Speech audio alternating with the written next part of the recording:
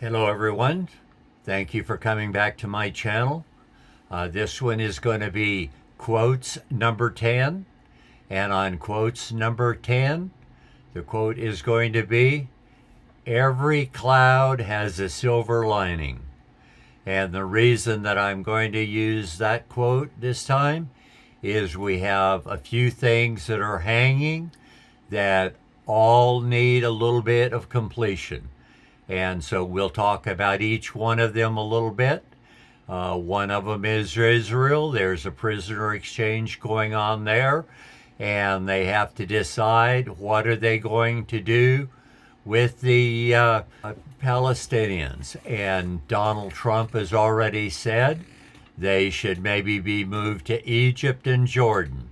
I don't think Egypt wants to receive very many of them, but I think that Lebanon could take a few.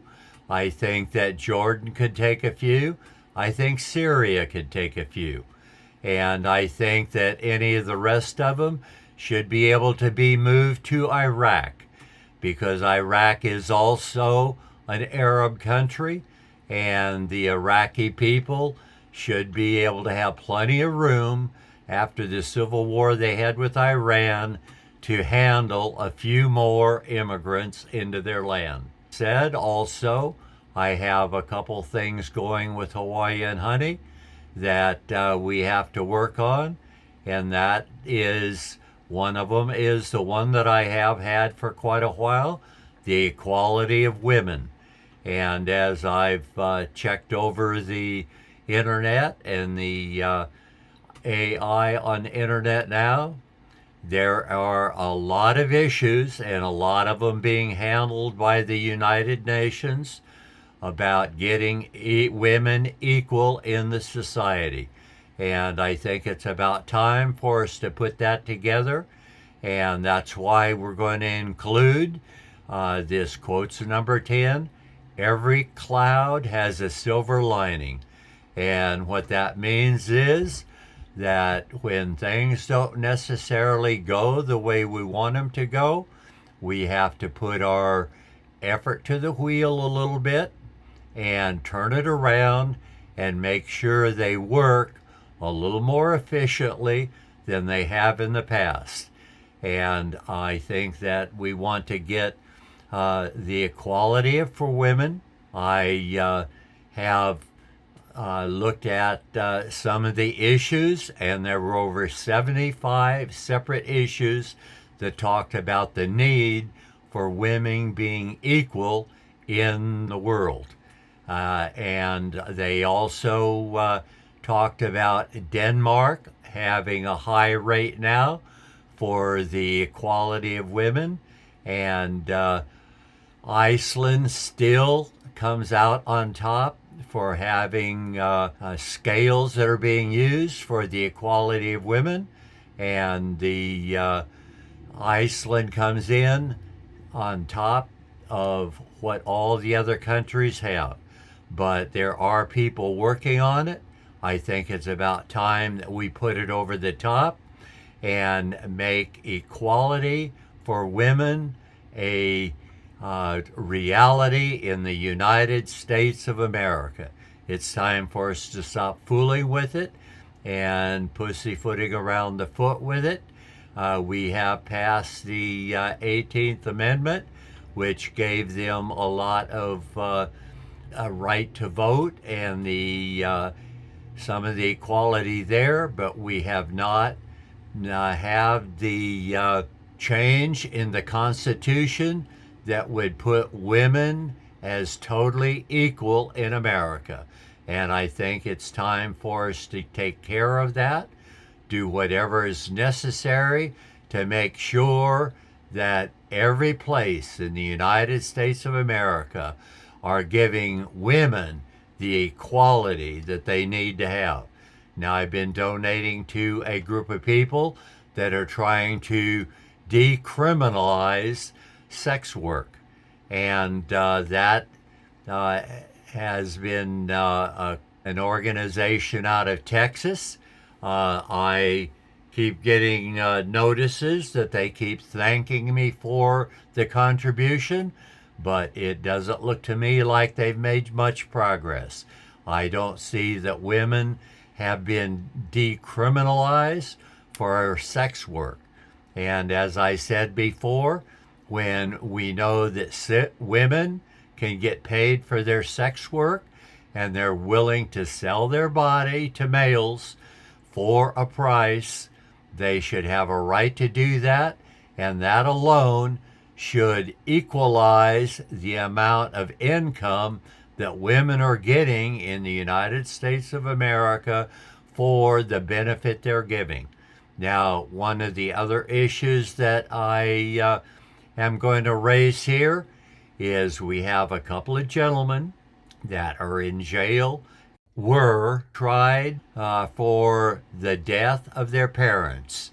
And they say the reason they killed their parents is they have been abused ever since they were children. And to pay back the parents for the contribution the parents have paid to them, they actually got a couple of guns, or at least a gun, and executed both the mother and the father, convicted for murder of their parents. But their defense is going to be that they were abused.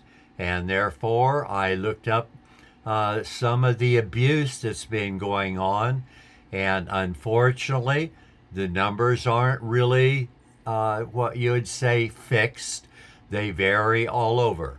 I've heard from 1 to 3 to 1 to 4 females. That means that any place from 35% down to 20% of all females get abused while they are still underage.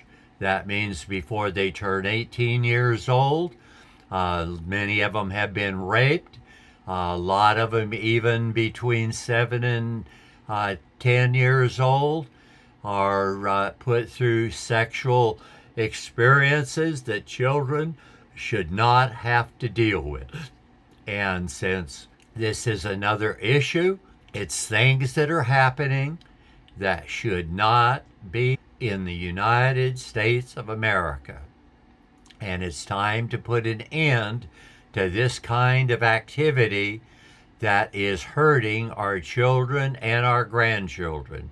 There have been large estimates that when a child is abused, when they're still children, it's time to put that to an end as well. So what we want to do now is start listing things categorically that need to be done. And we'll start with the abuse of children and show the things that are happening to them that should not be happening. Now, a lot of the statistics show that parents, if it is a girl being abused, her father or her stepfather is the one doing the abuse. And if it's a female, fewer of them get abused. About half of males get abused as compared to the amount of female children that are being abused by adults. And some of those are the mothers of the children as well. So we want to start putting a system in place that will stop this kind of abuse. We don't need having our minors abused by the parents or by uncles and aunts, or we need to stop all abuse. Things that are not right should be not happening. We should end things so that only the things that are going on in the United States of America with our children as they're growing up and try to learn how to act and treat other children when they are adults, we want to make sure that they know how it should be done. And they should know that from the way they were treated, not the way they were abused. So we want to start identifying the kinds of problems that they're having. Change the voting age and the age of adulthood for our children to be 18 years old. So that will give the gentleman a little earlier start in life. Once they turn 18 years old, they can become more sexually active than they are when they're children. So we want to encourage the children as they're growing up to enjoy the life of a child, not have the responsibilities of being an adult. And after we list all of the different things that are interfering with children having a safe and secure childhood, and they have all been listed, we will move forward to the other areas that we're talking about.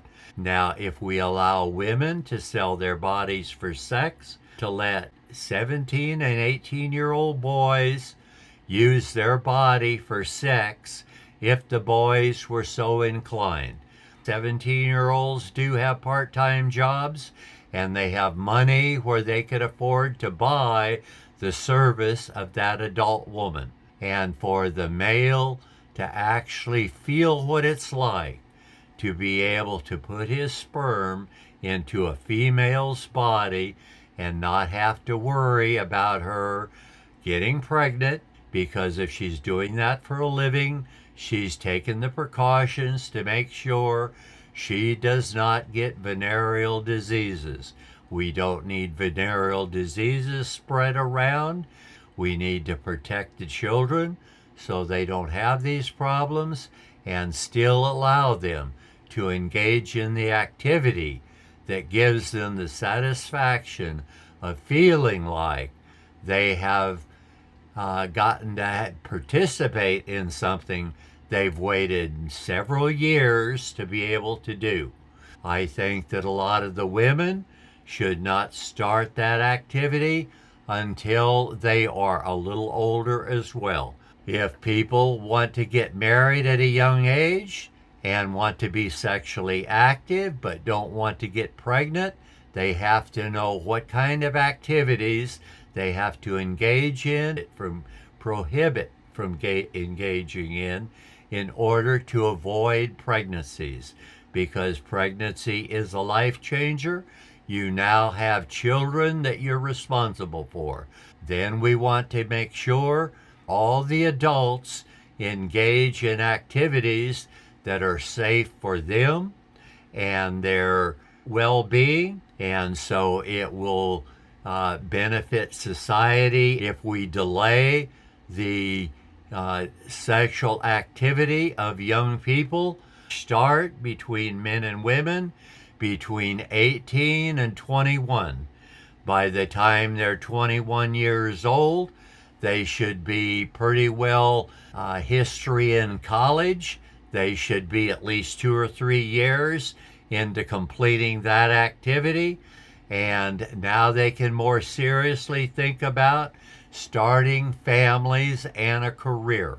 Situations where we encourage young adults to delay their sexual activity in life. Men and women are going to be more magnanimous.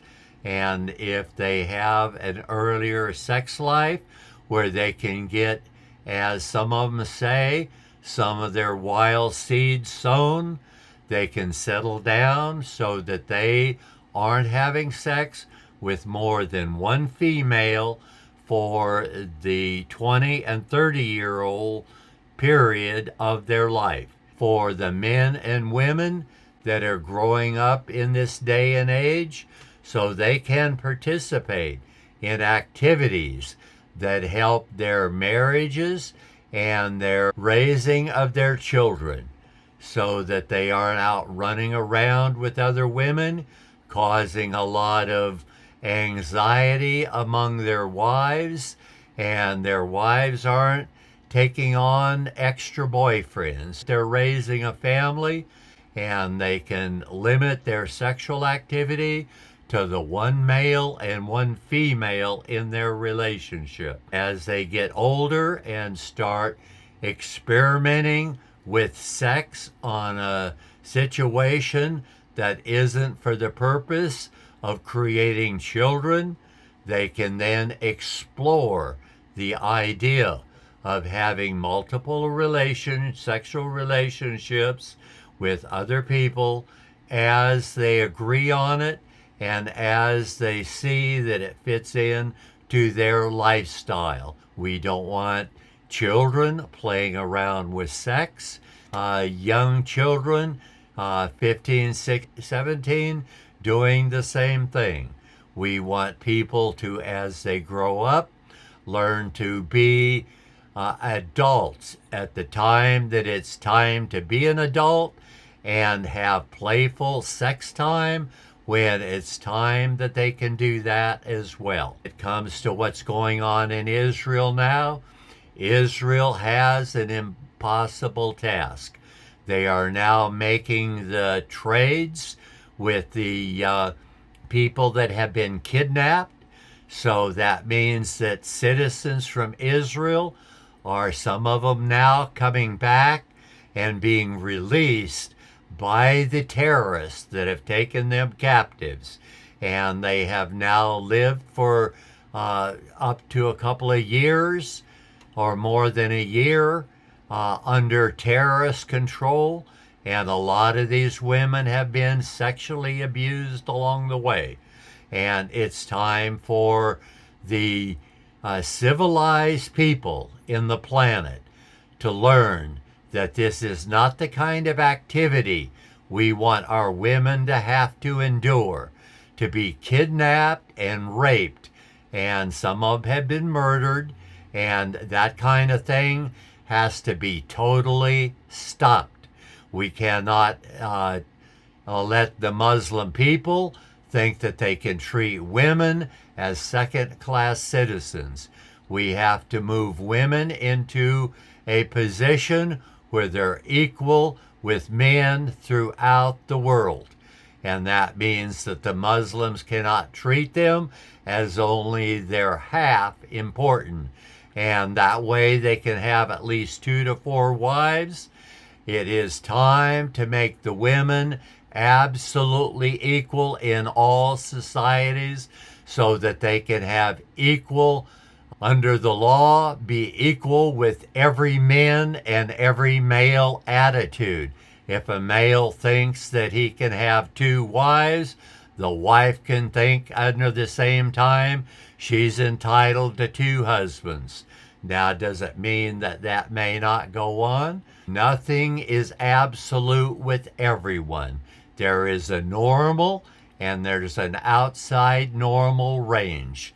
So the world has to get used to the fact that under normal, most of the males and females in the planet Earth will follow what's normal.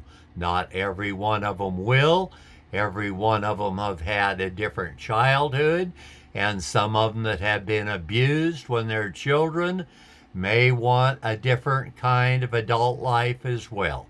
And therefore, they would have to be able to have the kind of adult life that they can find with other adults that's willing to facilitate them and act as they need to be treated. Now, I have said before that in my life, I did not even treat my wife as an equal during the entire time I was married to her. I am trying now with Hawaiian Honey to create a relationship where I do not do anything with her that she does not agree with. And she does not have to do anything with me that she does not agree with. But we're trying to build a relationship on where we can fulfill each other's needs and at the same time not to feel like we're being walked on by the other one. We want to have boyfriends and girlfriends. We want to have spouses, husbands and wives, feeling that they have legal and equal authority in the society. They are not second-class citizens. They don't have to take a back seat to any other male or female on the planet. They have all the equal and the laws to substantiate that they can fulfill the kind of life that they want to have. And they can get together with other adults that will doing the same type of things. Now, as we talk about the people in Israel, we have another problem with what is Israel going to do. President Trump has said that they should have Jordan and Egypt take the Palestinians that are there. We have had a long history where the Palestinians have not been willing to create a land that is within the territory that Egypt and the Arabs were offered when the British and the French won the First World War and had set out to set aside a lot of that oil land for the benefit of England and France.